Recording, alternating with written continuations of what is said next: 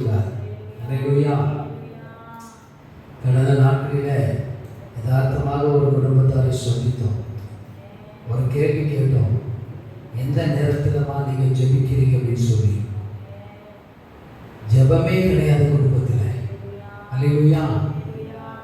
எந்த நேரத்தில் ஜெபிக்கிறீங்கன்னு கேட்டோம். ஒரு அரை மணி நேரமாக ஜெபிக்கிறீங்களா அப்படின்னு கேட்டோம். இனிமேல் ஜெபிப்போம், இனிமேல் ஜெபிக்கிறோம் அப்படிங்கிறாங்க. அல்லேலூயா. மிகுந்த வேதனை. ஒரு கிறிஸ்தவ குடும்பம், ஆராதனைக்கு வர குடும்பம், பைபிள் எடுத்துட்டு சர்ச்சுக்கு வரோம்.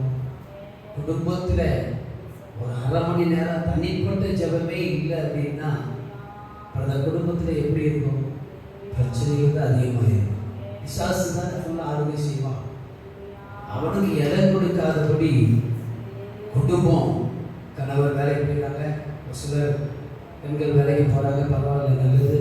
ஆனால் இந்த வேலைக்கு போகாமல் இருக்கிற வேலையெல்லாம் முடிச்சுட்டு வீட்டில் இருக்கும்போது ஒரு அரை மணி நேரமாக நம்மளுடைய சொந்தத்தில் உட்காந்து பிள்ளைகளுக்காக, கணவருக்காக, குடும்பத்துக்காக ஆண்டவருடைய சொந்தத்தில் உட்காந்து ஜெபிக்கும் போது தான் பிசாசை நம்ம எதிர்த்து நிற்க முடியும்.